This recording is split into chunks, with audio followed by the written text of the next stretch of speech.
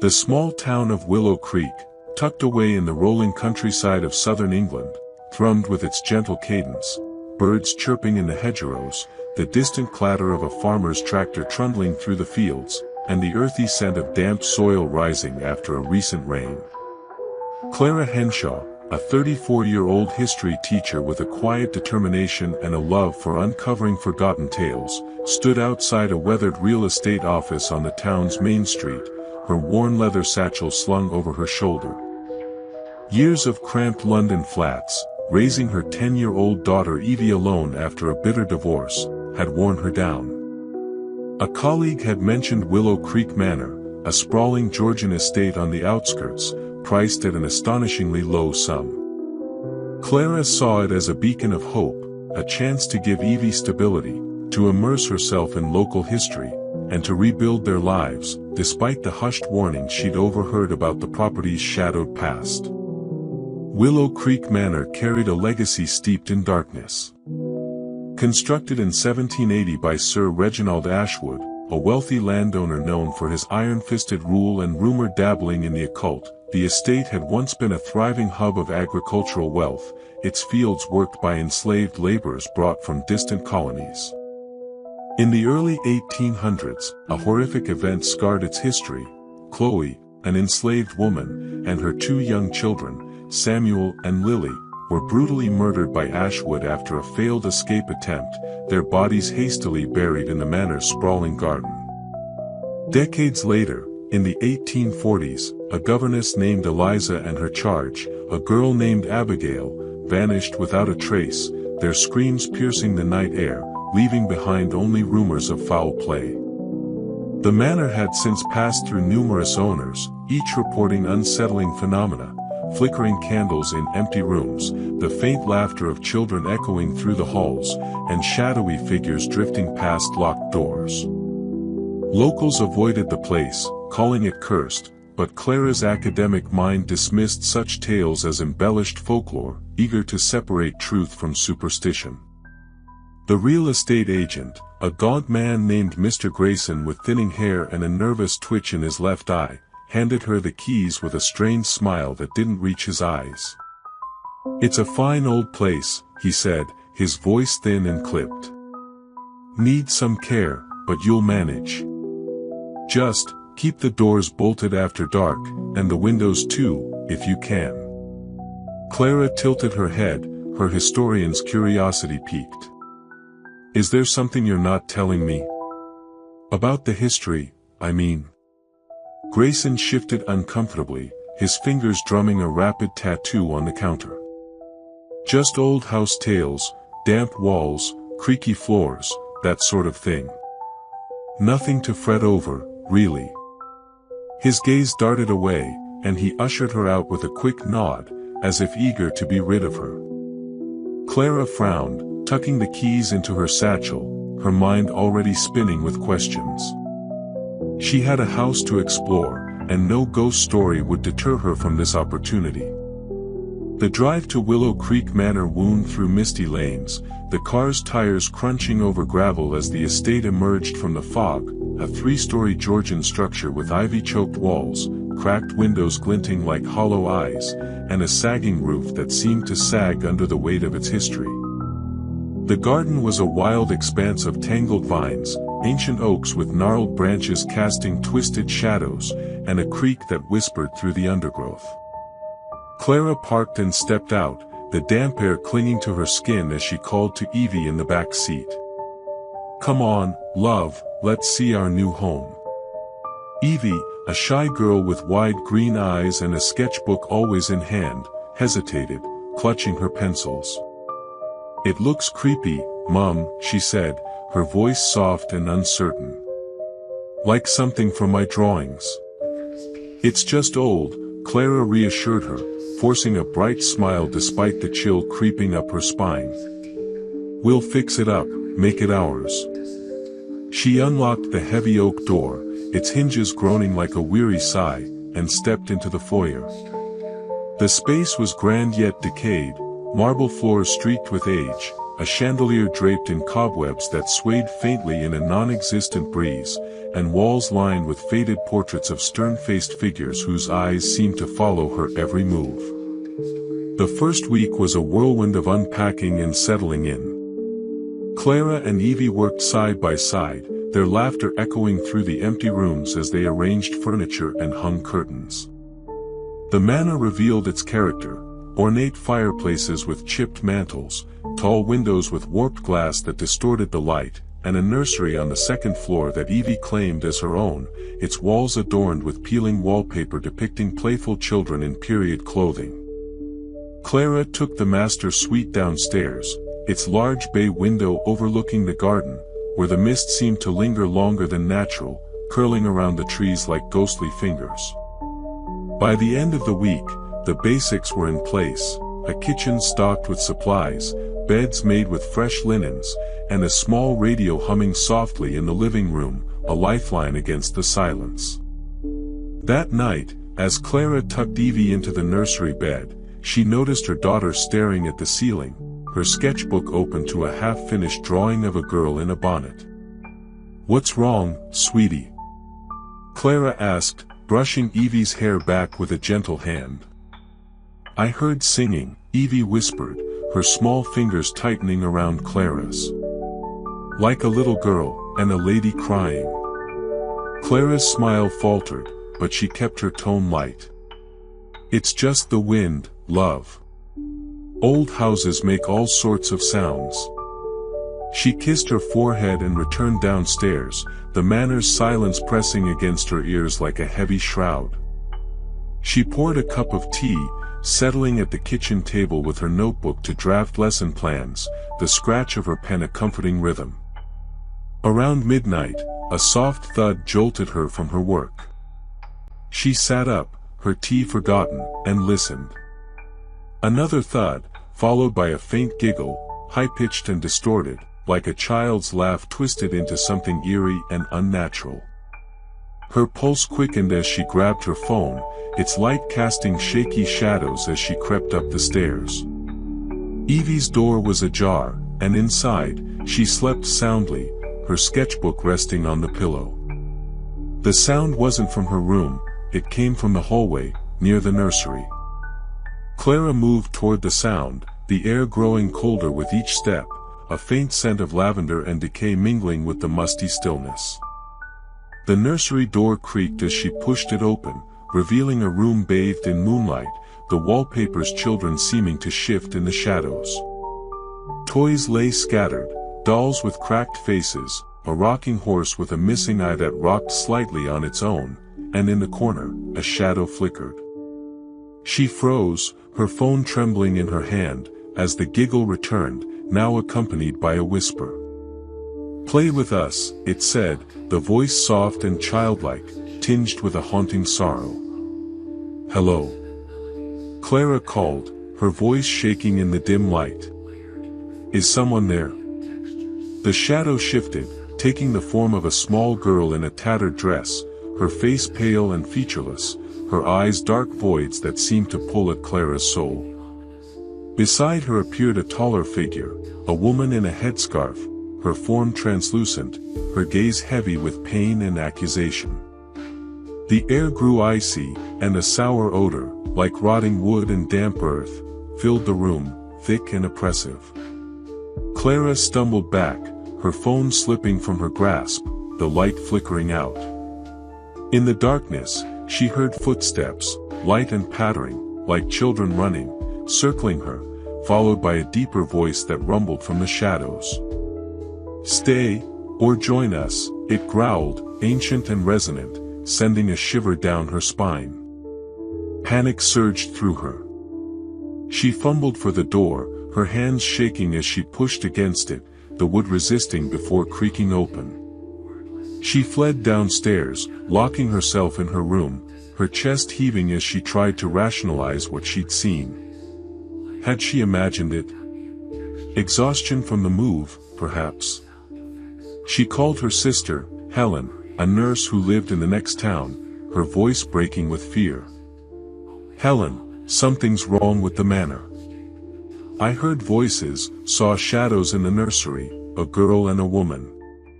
"Clara," Take a deep breath, Helen said, her tone steady but laced with concern. It could be the stress of moving. I'll come by tomorrow with coffee and check on you. Lock the doors and stay with Evie tonight. I'll bring Evie's favorite biscuits to cheer her up. The next morning, Helen arrived with a thermos of coffee and a skeptical smile, her practical nature at odds with Clara's growing unease. You look like you've seen a ghost, she teased, setting the cups on the kitchen table. Evie drew nearby, her pencil scratching against paper, her eyes occasionally darting to the ceiling as if expecting something to emerge. It wasn't my imagination, Clara insisted, her hands wrapped around the warm mug, the heat a small comfort. There were voices, figures. I think it's tied to the manor's history, the enslaved workers, the missing governess and child. Helen frowned, sipping her coffee. The Ashwood murders? That was centuries ago. Maybe the house needs airing out, or a priest. Have you looked into the records? Clara hadn't, but the suggestion took root. After Helen left, she drove to the Willow Creek Library, a quaint building with creaking floors and shelves bowed under the weight of old books. Mrs. Beatrice Harrow, an elderly librarian with a knowing gaze and a voice like rustling leaves, helped her sift through parish logs and personal journals. The 1800s records detailed Chloe's murder, strangled by Ashwood after her escape attempt, her children Samuel and Lily drowned in the creek, their bodies unmarked in the garden. A 1845 journal from a maid, Margaret Poole, spoke of shadowy figures, children's laughter, and a tall man with burning eyes, blaming a curse tied to Ashwood's cruelty. Another entry mentioned Eliza and Abigail's disappearance, their cries heard but never traced, suggesting Ashwood's involvement. Back at the manor, Clara shared the findings with Evie over a quiet dinner of vegetable stew. Mum, are the ghosts mad at us? Evie asked, her spoon pausing, her green eyes wide with worry. I don't know, love, Clara admitted, her voice soft and uncertain. But we'll be safe. We'll learn more and try to help them. The disturbances intensified that night. The lights flickered erratically, doors creaked open on their own, and a cold spot formed in the nursery, chilling the air despite the heater's hum. Evie woke screaming, "They're at the window." Clara rushed to her room, finding her pointing at the glass, where a group of shadowy children stood outside, their forms faint, their eyes glowing softly like fireflies. Beside them loomed a taller figure, a man in a frock coat, his face obscured, his presence heavy. Clara pulled the curtains shut, her hands trembling, and held Evie close. "It's just a dream," she whispered, though doubt gnawed at her core. The next day, Clara called a local historian, Dr. Margaret Ellis, a sharp-witted woman with graying hair and a deep knowledge of the area's darker tales. She arrived with a notebook and a small satchel, inspecting the nursery with a furrowed brow. "Willow Creek Manor is steeped in tragedy," she said, tracing a finger along the wall where the wallpaper peeled. Chloe and her children were buried in the garden, their spirits restless. Eliza and Abigail's disappearance suggests Ashwood's hand, possibly a ritual to bind his power. The curse might be his legacy, keeping them here. What can we do? Clara asked, her voice tight with desperation. Offer peace, Dr. Ellis replied, her tone measured. A ritual with salt, candles, and words of reconciliation. We'll need to address Chloe, her children, Eliza, and Abigail directly. But if Ashwood's spirit is active, it may resist. We'll need to be resolute and careful. That evening, with Dr. Ellis's guidance, Clara, Evie, and Helen, whom Clara had begged to stay, gathered in the nursery. They lit white candles, their flames casting dancing shadows, and sprinkled salt in a wide circle around the room. Dr. Ellis recited a prayer, her voice steady and clear, while Clara held Evie's hand and Helen stood with a flashlight, her practical skepticism wavering. The air thickened, the temperature dropping as a child's giggle echoed, followed by a deeper, menacing laugh that seemed to rise from the floorboards. The shadowy children appeared, their forms clearer now, Samuel with a toy boat, Lily with a doll, their eyes pleading, while Eliza and Abigail joined them, the governess's face etched with sorrow, the girl clutching a ribbon.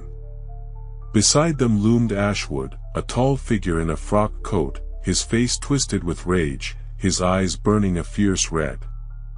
"Leave our home!" Clara shouted, throwing salt at the figure, her voice trembling but firm. Ashwood recoiled, his form flickering like a candle flame, but the laughter grew louder, a sound that grated against her nerves. Furniture slid across the floor, toy boxes toppling, the rocking horse creaking as if ridden by invisible hands, while Evie clung to Clara, sobbing. Helen gasped, her flashlight beam shaking as the entity advanced, its presence suffocating, the air thick with the scent of decay and lavender. Dr. Ellis raised a candle, her voice rising above the chaos. "Chloe, Samuel, Lily, Eliza, Abigail, rest now. Your pain is seen, your suffering acknowledged. Ashwood, release them from your grasp."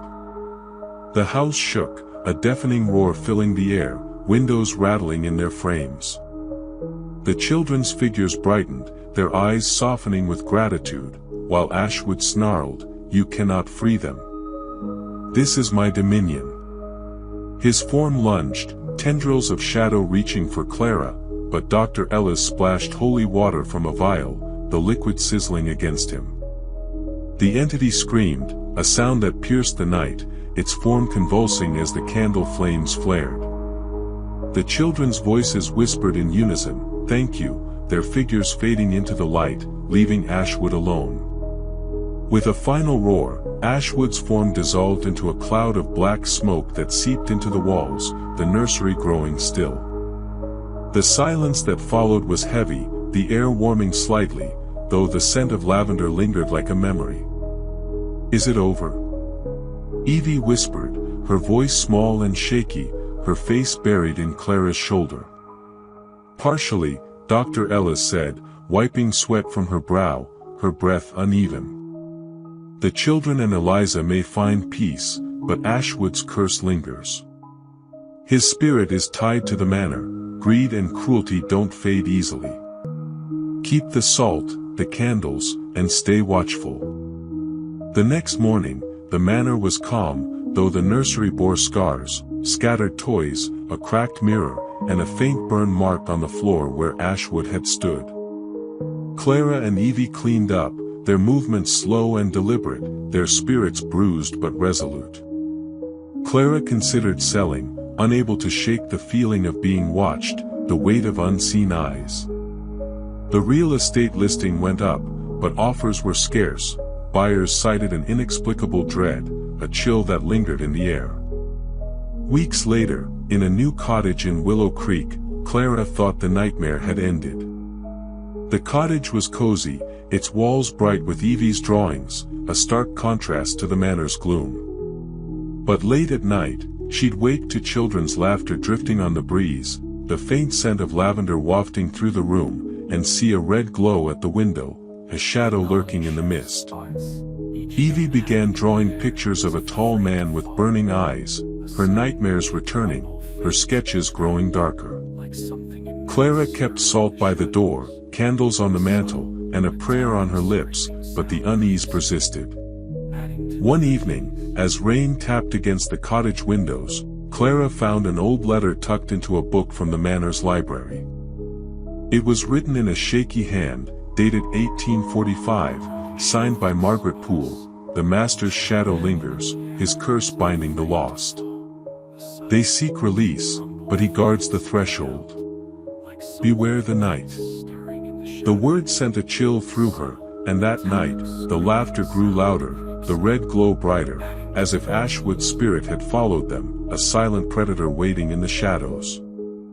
Willow Creek Manor stood empty, its windows dark and uninviting, the garden silent except for the creek's murmur. But within its walls, the air pulsed with unseen presences, Chloe's sorrow, the children's play, Eliza's despair, and Ashwood's rage, a curse unbroken, ready for the next soul to cross its threshold.